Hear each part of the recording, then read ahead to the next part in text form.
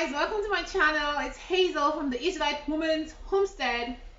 Welcome everybody, and thank you to all my subscribers. Every day I go and I look at my channel is just growing. Thank you to all my subscribers. I really appreciate it. Now today I'm making kombucha. Guys, it's a cold day, it's crisp outside. Fall is in the air. Summer has says goodbye and fall has says hello, but it's just a very crisp. It's early in the morning and we are trying to get everything out of the garden. This is the last week to get everything out of the garden, and I'm canning and preserving like crazy.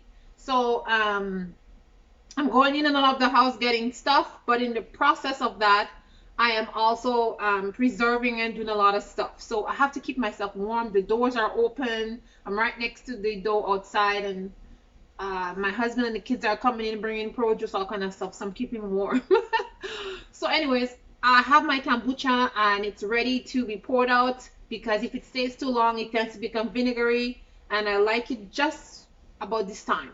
So now we have all these apples. We have an apple tree in the back, plus we have rows and rows of apples like on my country road, and there's just tons and tons of apple you can pick. And so I've been using lots of apples to make many different things. So I decided to flavor my kombucha today with some apples. So oops, I almost dropped the apple. So let's get to that. Also, I have my pot of green tea here that I made, and I left it overnight because I want it to be cool. And I have my jug here with my cover, and it's what I'm going to put my kombucha in today. I already did lots of kombucha 2 days ago, and I have them in my cellar, and they're fermenting a second ferment, and we're going to drink that in no time. But let's get to the apples. So it's very simple. All you do is you just cut apples up, and you just drop it inside whatever container that you're going to be using, and then you pour your kombucha into it. So let's just do that. Cut the apples in pieces, and today I'm using like 3 apples. Sometimes I use more. It depends on how much flavor I want. But I mean, I have lots of apples. I can use as much apples as I want. There's definitely no shortage of apples. So now that I did that, I am just going to open my jar and just drop all my apples in there. It's just as simple as that.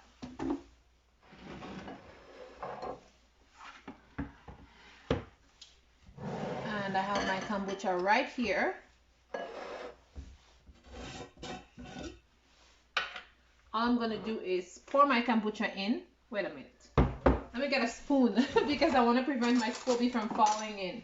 And guys, I don't do anything special. Nothing special, okay? I don't pour it in some kind of container, some kind of jar. I don't do anything of that. I just take my kombucha and I just simply pour it in there and prevent my SCOBY from falling in in the process, and try not to make a mess. Okay, so I'm just, oh well, that didn't work too well, right? One SCOBY fell in, but it's all right. I'll get him or her out. And then I tend to leave a little bit in the jar to restart the next set. So let me see if I can get this SCOBY out there, because I definitely don't want this SCOBY in there. Come on, SCOBY, where are you? You need to come out of there. Okay, there you are. I got the SCOBY. There you are. I got the SCOBY. I'm gonna take the SCOBY out. And before you start to pour kombucha and do all that kind of stuff, make sure your hands are clean, okay? So as you can see this little froth at the top there. It's nice and frothy. It's very fermented and very fizzy. So right now you just want to close it down. Now this is excellent because you see the grooves on this thing. It's screw on really tight, and it gives this kombucha a makes it very fizzy. So I'm gonna leave that in here for about 24 hours, and then I'm gonna taste it and see how I like it. If it's not too appley, I'm gonna add some more apples. So now I'm done with this. I'm not gonna dump my apple core because I'm gonna add it to some apple cider vinegar I am making. Let me just get rid of that. And now I added my brown sugar to my tea that I'm brewing, and all I'm gonna do is stir it up because I'm gonna make a new batch of kombucha. I'm just gonna remove, this is my tea bags. I'm just gonna remove them, put them in here. They're gonna go to the compost. And I have my sugar in the bottom here. I'm just gonna stir that up really well to dissolve it. And it's just gonna go back inside this jar here. I'm gonna put a label on the jar because I like my kombucha to brew for at least 7 days. 7 days is the amount of time that I like it. And for here, I put about a half cup of sugar in here.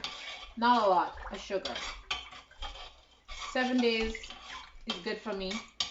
I like it. And everybody have their specific amount of time that they brew their kombucha for.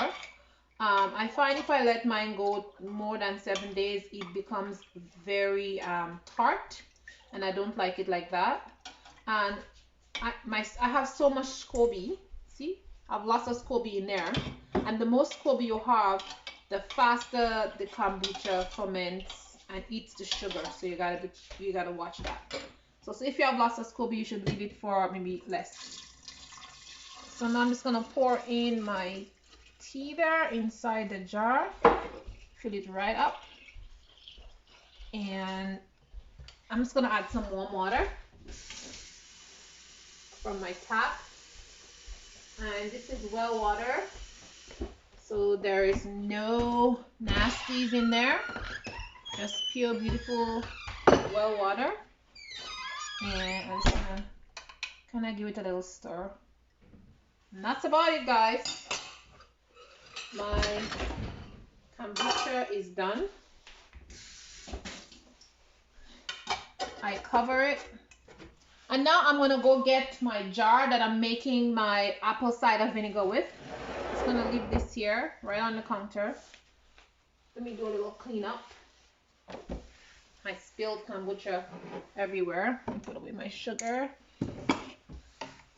And as I said, I'm not throwing away the cores, okay? The cores. I am definitely going to get my jar started. Smells amazing. You see that bubbles that are in there? I started about 5 days ago, and it's doing awesome.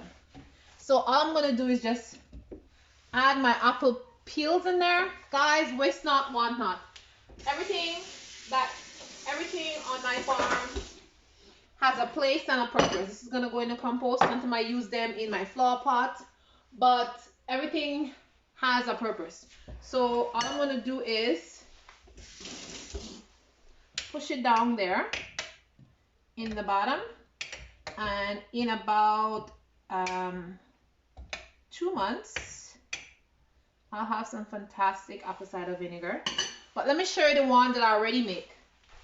The last of my apple cider vinegar that I have, right? And look at it, it has the mother floating in the bottom.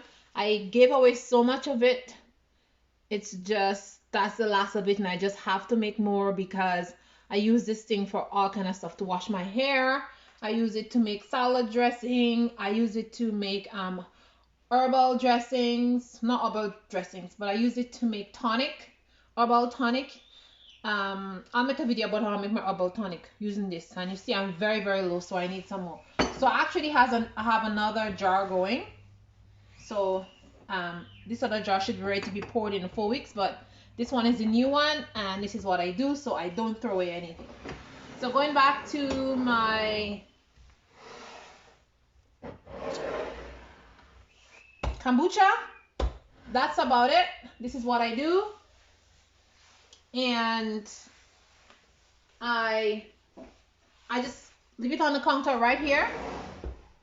This is as I said before, I put a label on that. This is gonna go for 7 days, and I'm gonna put this back in its spot, and that's what it is. So I already did some kombucha, And let me show you guys my I'm gonna take you to the cellar actually.